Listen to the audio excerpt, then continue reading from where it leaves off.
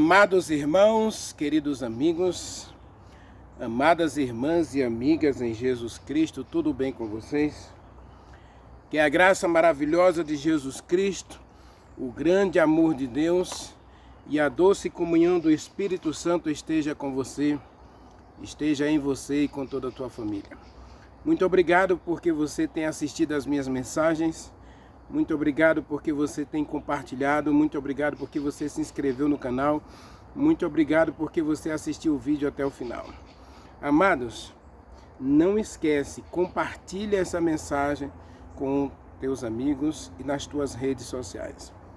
Vamos fazer com que essa mensagem alcance outras pessoas, alcance aqueles que o Espírito Santo quer abraçar, quer salvar, quer libertar, quer transformar. E quem sabe você, através desses vídeos, é o instrumento do Espírito Santo nessa obra de transformação de vidas. Nós nascemos com um propósito, meu querido, exaltar e glorificar a Deus. E glorificar a Deus tem que ver com a gente espalhar as novas da salvação. Deus é contigo. Vamos orar? Maravilhoso Deus, meu bom Pai, Criador dos céus e da terra, estamos na Tua presença, meu Deus, e desejamos agradecer ao Senhor por tudo que o Senhor tem feito em nossa vida. Agradecer a Ti, Pai, por tudo que és para nós e por tudo que fazes em cada um de nós. Muitas vezes nem sabemos orar e temos até indisposição para a oração. Porque nós estamos acostumados, meu Deus, com uma cultura do imediatismo, onde tudo acontece rapidamente e que todas as portas se abrem com facilidade. Nós estamos acostumados com uma sociedade de respostas prontas e respostas imediatas. E muitas vezes não temos paciência, nem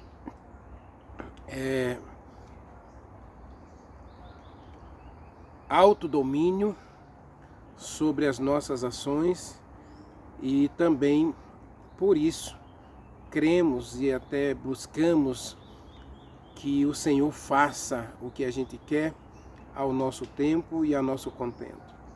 Tenha misericórdia de nós e ajude-nos, Pai, a perceber que a Tua mão poderosa é capaz de nos conduzir através das tempestades, através dos vales, através das montanhas também.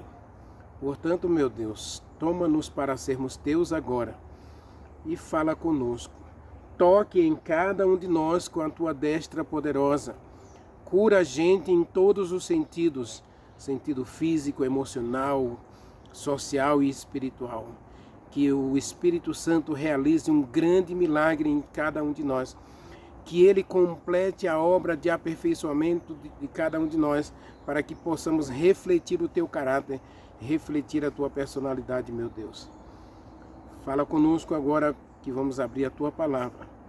Que ao estudarmos esses milagres de Jesus Cristo, possamos ser transformados pelo mesmo, possamos alcançar a bênção do Senhor e que possamos cada dia depender do Senhor, confiar no Senhor, nos manter nos Teus braços de amor, para que o Senhor nos conduza de vitória em vitória e sejamos bem-sucedidos aonde a gente for. Que o Espírito Santo agora fale com cada um de nós e toque em cada um de nós. Nós Te adoramos, nós Te agradecemos, em nome de Jesus Cristo. Amém. Meu querido, minha querida, abra sua Bíblia no Evangelho de Marcos.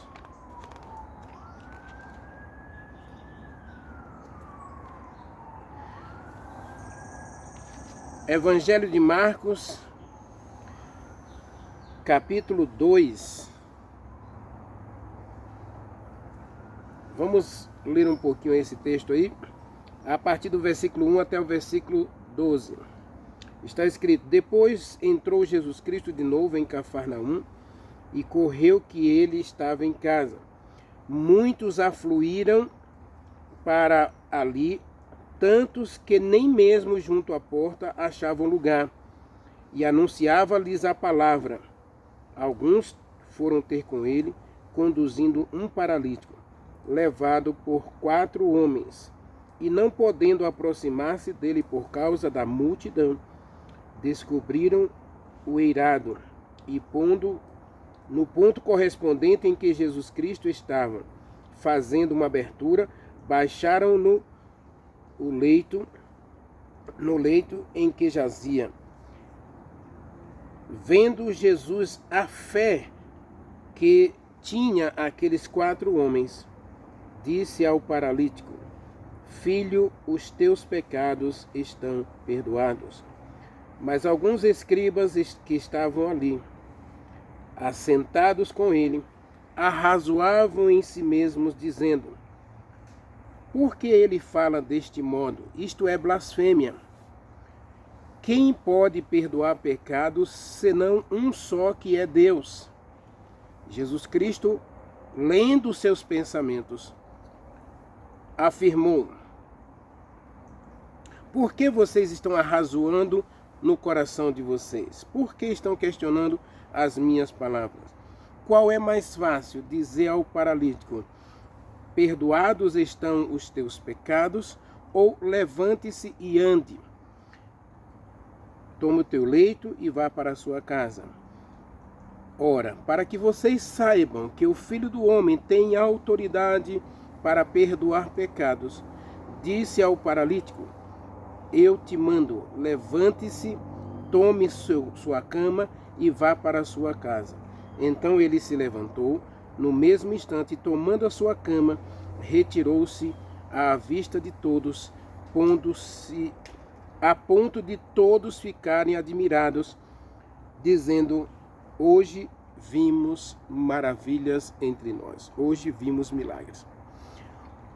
Meu querido, esse texto é um texto que, teologicamente, a gente tem que perceber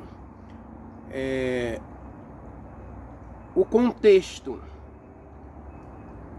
Teologicamente, a gente tem que perceber a situação da liderança dos filhos de Israel naquele período. Nós temos aqui uma liderança que ensinava algumas doutrinas, ensinava alguns preceitos, e esses preceitos estavam completamente distorcidos em relação à palavra de Deus. Então, esse milagre aqui, realizado por Jesus Cristo, ele tem umas conotações interessantes. A primeira conotação é que Jesus Cristo está assentado em casa e é pôr do sol, final de sábado, não é? E as pessoas se aglomeram perto dele, porque não estão satisfeitas com os ensinos dos seus líderes. Havia, naquele período, as escolas dos helenistas, essênios, saduceus, fariseus, sacerdotes. Então, todos esses líderes religiosos, eles estavam ensinando doutrinas, tradições, costumes para o povo, e esses costumes, eles contrariavam a palavra de Deus. Primeiro, a gente vê aqui uma questão muito séria. O paralítico, ele ficou paralítico porque ele cometeu um pecado. E esse pecado gerou nele um sentimento de culpa, mas um sentimento de culpa tão profundo que o levou a paralisar-se, ou ter paralisia dos seus membros. Fisicamente, ele não tinha problema nenhum, mas psicologicamente ele foi definhando pelo sentimento de culpa, que ele acabou perdendo os movimentos do corpo devido a esse sentimento de culpa. E como foi que ele desenvolveu esse sentimento de culpa? Os líderes religiosos da época diziam para ele que ele tinha sido amaldiçoado por Deus, ou que ele tinha cometido um pecado tão grave que Deus o deixou paralítico. Deus não cometeu nenhum delito, nenhuma falta com esse rapaz. As ações dele é que o levaram a esse estado. Meu querido, minha querida, se existe uma lei no universo que ela é muito taxativa e ela é rigorosa, chama-se a lei da semeadura. Você não é obrigado a semear, você não é obrigado a arar a terra e semear. Agora, uma vez que você arou a terra, uma vez que você semeou, você pode ter certeza que a colheita será certa. Esse rapaz estava colhendo o resultado das suas escolhas. E lógico que aqui a gente tem que ponderar dizendo o seguinte: a liderança aqui, presente junto com Jesus Cristo, eles já haviam excomungado esse rapaz, ou seja, expulsado ele da sinagoga e levado esse jovem a fugir da presença de Deus e não ter vontade de buscar a Deus. Observe que o texto ele começa dizendo que Jesus Cristo estava ali, ele estava com poder para curar, ele estava com o poder da palavra e ele estava ensinando a verdade. E as pessoas estavam questionando a Jesus Cristo no sentido por que ele não se unia aos líderes judeus, aos líderes religiosos da época, para fazer acordos com eles, a fim de que não houvesse essas discussões. A gente vai observar nos evangelhos que existem muitas discussões, né, debate entre Jesus Cristo e os fariseus, entre Jesus Cristo e os saduceus, entre os líderes da lei, os intérpretes da lei, os sacerdotes. Por quê? Porque, na verdade, havia um choque cultural. Jesus Cristo vem quebrar paradigmas. E um dos paradigmas é que todos, meu querido, não importa o pecado que você tenha cometido, ainda pode ser aceito por Deus. Todos podem ir a Jesus Cristo. Lógico que o desejado de todas as nações diz que esse jovem já não tinha mais coragem, esse jovem já não tinha mais disposição, ele não tinha mais forças para lutar, para vencer esse sentimento de culpa. Por isso ele estava numa rede, jogado às traças, sem nenhuma expectativa, sem nenhuma esperança, sem nenhum pingo de fé. E agora vem um papel importantíssimo que eu acredito, meu querido, minha querida, que eu e você podemos desenvolver também. Em vez de a gente estar preocupada com a situação das pessoas, nós devemos mostrar para elas que existe algo melhor. Existe esperança para todas elas. Talvez você encontre alguém que está preso num vício de bebida alcoólica, de drogas, pornografia, infidelidade conjugal. Então você encontra essa pessoa, é muito fácil a gente atirar pedras. Ah, essa pessoa não presta, essa pessoa é isso, essa pessoa é aquilo. Isso não muda a situação da pessoa. Não ajuda essa pessoa a ser transformada e nem ajuda essa pessoa a olhar para o sol e ver que existe luz, existe esperança para ela. Quantas pessoas hoje estão presas nas trevas? Quantas pessoas hoje estão acorrentadas a uma depressão justamente por causa do sentimento de culpa? Lembre-se que a maioria das doenças psicossomáticas, elas estão relacionadas às nossas emoções, às nossas escolhas e às nossas frustrações. E quantas pessoas hoje estão acorrentadas, presas ao seu mundo, gerando trevas e mais trevas? Elas precisam de alguém que ignore suas trevas, que ignore sua situação, A gente não vai ignorar no sentido de dizer que está tudo bem, por favor. Eu odeio essa frase, está tudo bem, vai ficar tudo bem. Não está nada bem, meu querido. Quando a gente vê uma pessoa caminhando para o poço, caminhando para a perdição, caminhando para a destruição, é dever meu, é dever seu alertar essa pessoa. Paulo vai dizer que a gente deve repreender essa pessoa, admoestar, aconselhar, orientar, dirigir, guiar, sem se envolver no pecado dela e sem ser conivente com a sua situação. Eu acho que ele nasceu para isso. Cuidado, esse predestinalismo que a gente prega hoje, ele é totalmente pernicioso e não ajuda ninguém a se aproximar de Deus. Ao contrário, leva as pessoas a ter uma visão equivocada e errada de Deus. Quantas pessoas hoje têm uma visão completamente equivocada de Deus? Nós encontramos aqui 4 homens.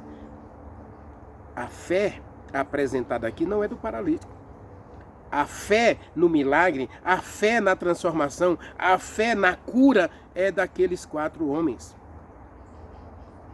A fé é daqueles que buscam o paralítico, que carregam o paralítico e levam o paralítico para os pés de Jesus Cristo. E colocam-o aos pés de Jesus Cristo e agora Jesus Cristo diz o texto aí, vendo a fé que esses homens tinham, vendo como aqueles homens exerceram fé que Jesus Cristo podia curar aquele paralítico, Jesus olhando para a fé daqueles que conduziram o paralítico. O mundo hoje se encontra jogado às traças. Pessoas presas em vícios, jogos, bebidas, prostituição, pornografia. As pessoas estão acorrentadas, cada uma presa em seu próprio mundo, e Deus agora precisa dos carregadores de paralítico. Deus precisa de homens, de mulheres que se disponham a sair da mesmice e parar de apedrejar, parar de atirar pedras em quem está caído. Era muito fácil para aquele paralítico condenar a Deus, ou julgar a Deus, ou fugir de Deus por causa dos líderes religiosos, que diziam para ele que o problema dele é que ele foi amaldiçoado por Deus. O livro Desejado das Nações, comentando esse texto, Ellen White diz: não existe nenhum pecado, meu querido, minha querida, não existe nenhum pecado que Deus não possa perdoar. Não existe nenhuma distância que Deus não possa alcançar. Ninguém caiu tão fundo que a mão de Deus não possa levantar. Agora, Deus precisa de carregadores de paralítico. Deus precisa de homens e mulheres plenamente convertidos, que amem os pecadores, assim como Jesus Cristo amou. Porque Jesus Cristo amou o pecador de tal forma, mas de tal forma que ele foi capaz de escolher a morte. Na agonia do Getsemane, ele olha para o pecador e olha para a lei de Deus, e agora ele diz: Senhor, eu não quero beber esse cálice. A lei é santa, a lei é justa, a lei é boa. Eu não quero morrer, mas se eu não morro, o pecador é condenado. Porque o salário do pecado é a morte. Não existe justificativa nenhuma para pecados. Agora, Jesus Cristo olha para o paralítico e diz a ele: filho, você está perdoado. Tudo que você fez de errado, devido à fé que seus amigos exerceram ao trazer você a mim, e vendo que em seu coração resta um desejo, um pequeno desejo, uma sementinha de desejo de experimentar uma vida melhor, eu digo a você: você está perdoado. E aqui, agora nós temos uma questão muito séria. Hoje, por exemplo, a Igreja Adventista do Sétimo Dia, ela batiza 3.000 pessoas por dia.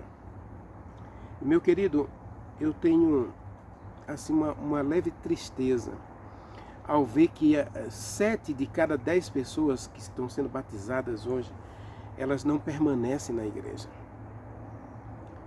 Sabe por quê, meu querido? Eu tenho que dizer isso para você porque está no texto aqui, ó.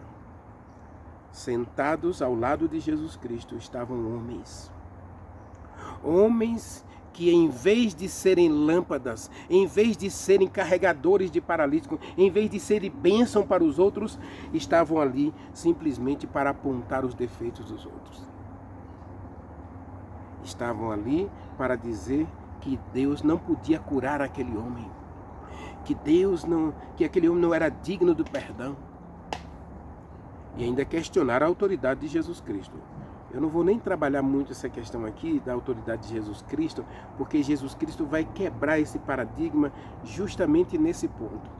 A questão é, meu querido, Deus olha para todo pecador e dá a eles a oportunidade do arrependimento. Falei na mensagem do Apocalipse, né? Capítulo 10, que a obra do ser humano é buscar o arrependimento. A obra da igreja é pregar a obra do arrependimento. A graça de Jesus Cristo, ela se estendeu salvador a todos os homens. Deus está interessado em salvar, Deus não está interessado em condenar. 2 Pedro capítulo 3, leia comigo, 2 Pedro capítulo 3, versículo 9.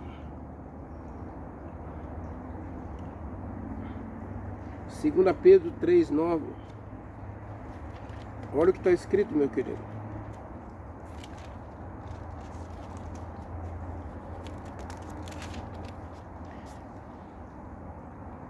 Há uma coisa, verso 8 diz assim: há uma coisa, meu amado, que você deve saber, que você nunca deve esquecer, que um dia para Deus é como 1000 anos, 1000 anos como um dia. Não retarda o Senhor a sua promessa, como alguns a julgam demorada. Pelo contrário, ele é longânimo para conosco, não querendo que ninguém pereça. Deus não quer que ninguém pereça, mas que todos alcancem o arrependimento. Então esse é o grande desejo de Deus. Jesus Cristo é a oferta de Deus para a salvação de todo aquele que crê. Meu querido, minha querida, se tem alguém no universo que se importa com você, esse alguém é Deus. Tanto é que ele enviou Jesus Cristo para morrer por você, e não satisfeito com isso, ele enviou também o Espírito Santo para morar em você, para cuidar de você, para transformar você. Agora, eu posso ser um cristão, ficar sentado no banco da igreja com uma canetinha, anotando os defeitos dos outros. Em vez de ser uma bênção, eu posso ser aqui essa multidão. A multidão que está pronta para criticar, a multidão que está pronta para apedrejar, a multidão que está pronta para rejeitar, desprezar, separar. Quem é você? É carregador de paralítico ou é parte da multidão? E aí eles não apenas condenam o paralítico, não olha com desdém para o paralítico, não só olha com desdém para o paralítico, mas agora ele olha com desdém para o próprio Jesus Cristo. Como é que Jesus Cristo pode aceitar uma pessoa dessa? Olha o que essa pessoa anda fazendo, olha o que essa pessoa fez, olha o que essa pessoa é. Essa pessoa não presta, essa pessoa não vale nada, ela não consegue mudar, ela é assim mesmo. Ah, se eu fosse Deus, eu jamais ia aceitar uma pessoa dessa, fogo do céu para ela. Jesus Cristo, inclusive, chegou numa cidade dos samaritanos, e ali ele tentou pregar o evangelho, e algumas pessoas disseram não para ele, ameaçaram apedrejá-lo e expulsaram a Jesus Cristo da cidade. Aí João chegou perto de Jesus Cristo, João e Tiago chegaram perto de Jesus Cristo e disse: Senhor, permite que a gente peça a Deus para descer fogo do céu e destruir isso aqui. Jesus Cristo olhou para eles com compaixão, porque Jesus Cristo também olhou para os fariseus aqui com compaixão. Por que vocês estão arrazoando no coração de vocês? Por que essa religião da crítica? Por que essa religião do medo? Por que essa religião da acusação? do dedo estirado para o próximo. Meu querido, Jesus Cristo olha com compaixão para esses fariseus, esses líderes religiosos que estão assentados ao lado de Jesus Cristo e criticando a Jesus Cristo, criticando a obra de Deus. E Jesus Cristo vai dizer para eles: o que é mais fácil? É eu dizer para ele que o pecado dele foi apagado? Que ele está purificado do pecado que ele cometeu? Ou dizer para ele que ele estava há 18 anos na rede, 18 anos ou na esteira, ou jogado no chão. Durante 18 anos, Satanás conseguiu levar aquele jovem ao lixo, no fundo do poço. E agora Jesus Cristo vem e oferece esperança para aquele jovem. E em vez de se alegrar com o milagre, em vez de se alegrar com a salvação, com a libertação daquele jovem, os líderes estavam ali para criticar a Jesus Cristo, para criticar aquele homem. Jesus Cristo olha para a fé dos seus amigos. Jesus Cristo olha para a fé daqueles que o trouxeram. Jesus Cristo precisa hoje de carregadores de paralíticos. Porque existem hoje muitas pessoas que perderam tudo, perderam até a esperança. E muitas delas têm tentado perder a própria vida. Então Jesus Cristo ainda precisa de carregadores de paralítico. Pessoas que ainda exercem fé no poder de Deus, no poder da palavra de Deus. E aquele homem ouviu dos milagres de Jesus Cristo. E a questão para ele era: será que ele me aceita? O Desejo das Nações coloca essa questão: será que ele me aceita? Eu não fui longe demais? Os líderes religiosos, todos eles disseram que Deus nunca vai me perdoar, porque o que eu fiz foi muito mal. E aquele sentimento de culpa corroendo, destruindo aquele jovem. 18 anos, meu querido. Não são 18 dias, nem 18 meses. São 18 anos. Aquele homem acorrentado ao sentimento de culpa, escravizado pelo medo e pela incerteza e desesperança. Jesus Cristo tem na igreja hoje os seus carregadores de paralítico. Ele quer fazer de você um carregador de paralítico. Talvez você esteja paralítico. Talvez você esteja paralisado por algum pecado acariciado. Então Deus ainda quer usar algum carregador de paralítico para ajudar você a se aproximar de Jesus Cristo. Você que prega a palavra, você que é um líder de igreja, se consagre dia a dia para ser uma bênção aos outros. E aí você vai ser um carregador de paralítico. E Jesus Cristo vai curar paralíticos, Jesus Cristo vai curar cegos, Jesus Cristo vai curar aleijados, Jesus Cristo vai curar surdos, mudos, Jesus Cristo vai curar pessoas que estão aí embebidas, encharcadas no mal, vivendo a desilusão dos seus próprios fracassos, das suas próprias escolhas. Jesus Cristo ainda precisa de homens e mulheres hoje que estejam dispostos a se levantar e ir buscar os paralíticos, os cegos, os aleijados, como diz Mateus, que Deus está precisando de homens para ir pelos valados, os becos, as ruas, os bairros, as cidades, em busca dos paralíticos, cegos, aleijados, mancos e coxos, para que a casa de Deus se encha, para que o reino de Deus se complete e Jesus Cristo volte para nos levar para o céu. Eu disse a você, essa série Milagres, ela não tem por objetivo aqui exaltar os milagres, porque todo milagre aqui, meu querido, ele tem um pano de fundo muito mais profundo, muito mais relevante, muito mais, digamos assim, essencial ao nosso crescimento espiritual. Nunca olhe para um milagre em si, porque o milagre em si não tem finalidade, ele não tem um fim em si mesmo. Jesus Cristo não realizou nenhum milagre para exaltar-se ou para exaltar a cura. Ele realizou todos os milagres para ensinar lições profundas, tanto aos líderes religiosos como àquele que era curado. Agora, Observe que Jesus Cristo, ao curar o jovem aqui, ao primeiro perdoar, né? Ao oferecer a ele perdão e a cura, ele dá um mandamento. Levante-se. Aqui, mais uma vez, a gente tem que dizer, a palavra de Deus é a verdade. E a verdade tem poder. A palavra é a verdade. E a palavra tem poder. Jesus Cristo dá uma ordem. Levante-se. Segundo, pegue a sua cama e vá para a sua casa. Eu acho engraçado nesse texto aqui, essas três ordens de Jesus Cristo. Primeiro, levantar. Aquele jovem estava 18 anos sem poder andar.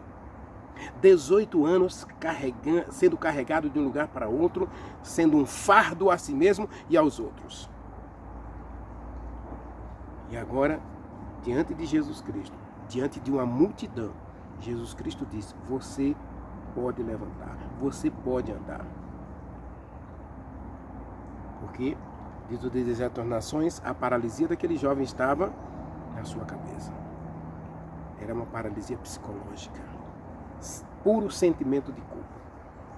O sentimento de culpa paralisou os movimentos daquele jovem. Então Jesus Cristo, conhecendo o coração daquele jovem, conhecendo a necessidade daquele jovem de acreditar em si mesmo, de acreditar na palavra de Deus, de acreditar no poder de Deus, contrariando os ensinos dos fariseus, dos líderes religiosos da época, ele diz, você está perdoado, ou seja, Deus aceitou você. Deus aceita você. A sua pergunta lá em casa era, Deus me aceita, Deus me perdoa, Deus ainda gosta de mim. Então agora eu digo para você, Deus te ama, e porque Ele te ama, Ele diz para você, você está purificado de todo o seu pecado. Meu querido e minha querida, não importa quantos anos você tenha de igreja.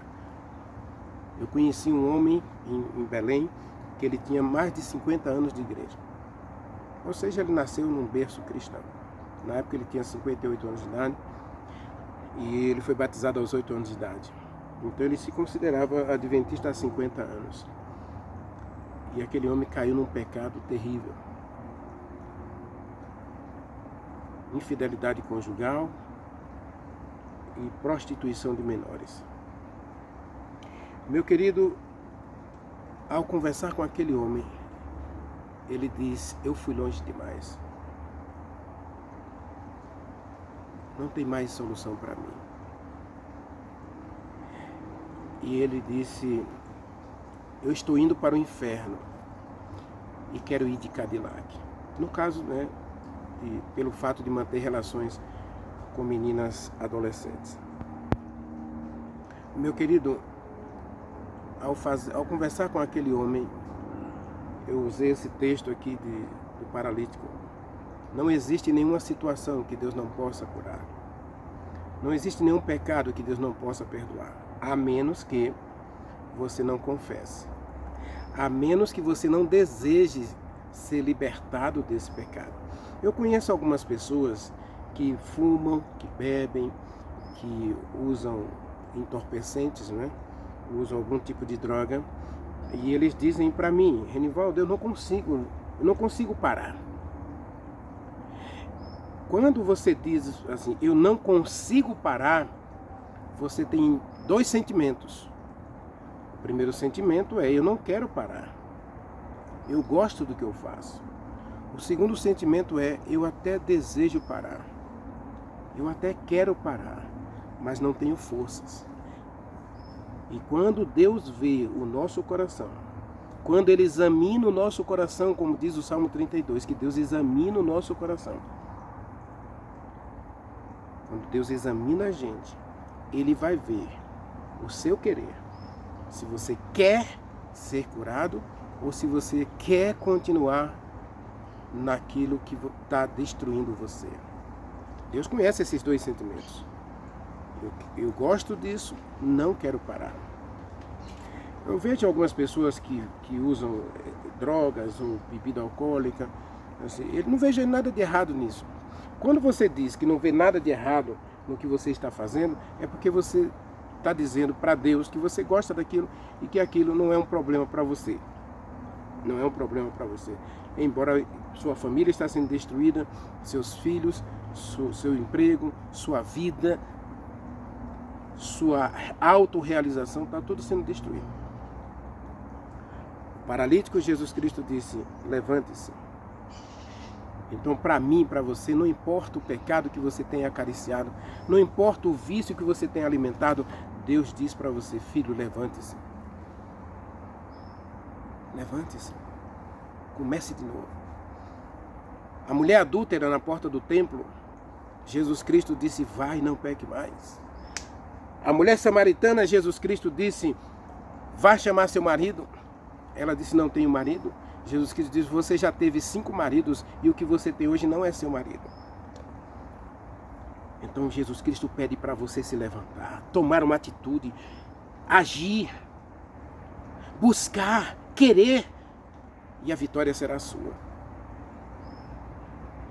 Agora, Deus não pode realizar nada na minha vida, na tua vida, se você não deixar. E se você também não quiser. Aí, Jesus Cristo diz para ele, levante-se. E a segunda é ande. A segunda ordem de Jesus Cristo é ande. Tome o seu leito. Ou seja, aqui, o jovem é paralítico. Agora ele vai pegar uma cama, vai levantar, vai pegar a cama e vai para casa. Esse é um milagre, meu querido, que tem que ver com conceitos.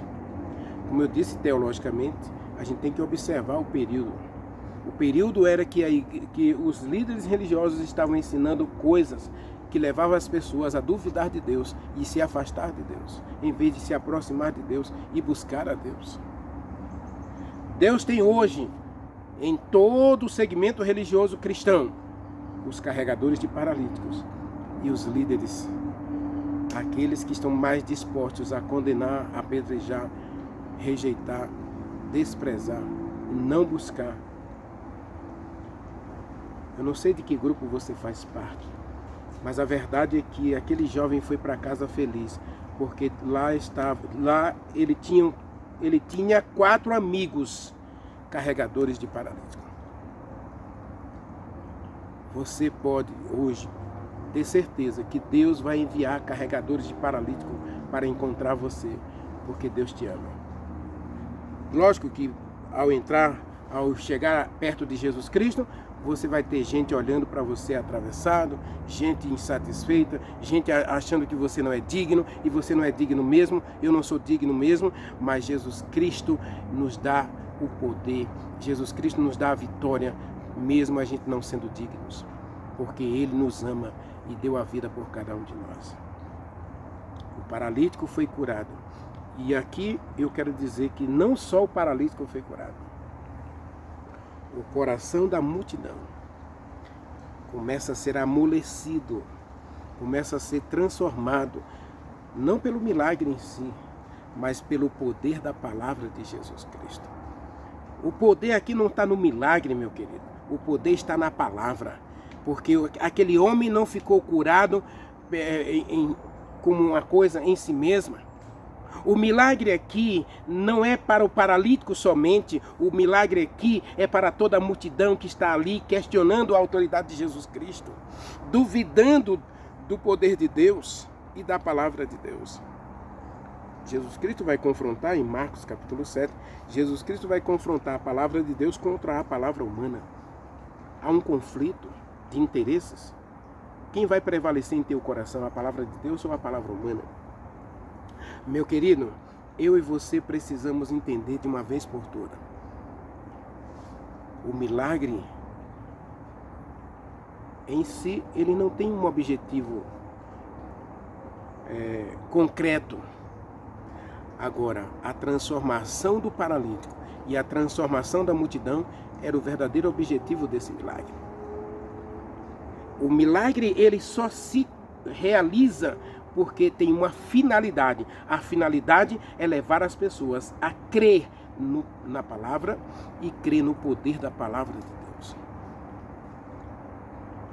Se você ler esse mesmo milagre no livro de Mateus, se você ler esse mesmo milagre no livro de Lucas, você vai dizer, as pessoas vão dizer que Jesus Cristo estava possuído de autoridade dada pelo Espírito Santo, lógico, para curar pessoas. A palavra de Deus tem poder, meu querido, e Deus quer fazer maravilhas na tua vida. Agora levante-se, haja. É preciso sair do sentimento de medo, de culpa e se aproximar de Deus, porque Deus quer fazer obra maravilhosa em tua vida. Assim como Ele fez na vida desse paralítico, Deus quer fazer uma obra especial na tua vida. Não quer você hoje ter um encontro pessoal com Jesus Cristo. Não quer você hoje pedir a Deus que envie para você um carregador de paralítico. Não quer você hoje ser um carregador de paralítico. Não quer você hoje ser uma bênção nas mãos de Deus, para que Deus realize um milagre em você. E também realize um milagre na vida daquele de quem você se aproximar. De quem você testemunhar de Jesus Cristo. Você quer ser essa bênção? Você quer experimentar esse milagre em sua vida? Jesus Cristo, lógico que aqui Ele tem mandamentos, né? Ele cura o paralítico e dá ordens. Levante-se, pegue sua cama, vá para sua casa. E um paralítico que Jesus vai curar depois, em Betesda, Jesus Cristo vai dizer, cuidado, obedeça agora os mandamentos para que você não te aconteça coisa pior. Existe uma correlação, meu querido, entre vida transformada e vida santificada. Jesus Cristo faz um milagre aqui, para que aquele jovem aprenda que o pecado não vale a pena. O pecado não vale a pena, meu querido, minha querida. O pecado é um problema para mim, para você. O pecado é um problema para o universo, inclusive. E Deus quer apagar, Deus quer perdoar, Deus quer purificar você de todo o pecado. Deseja você isso hoje? Deseja você receber esse milagre em sua vida hoje? Ore comigo. Maravilhoso Deus, meu Pai. Assim como o Senhor foi a Cafarnaum naquele dia, somente pelo paralítico e para aquela multidão, Senhor, visite a cada um de nós hoje. Venha à nossa Cafarnaum para realizar um milagre também em nossa vida. Nós oramos ao Senhor, nós te agradecemos em nome de Jesus Cristo.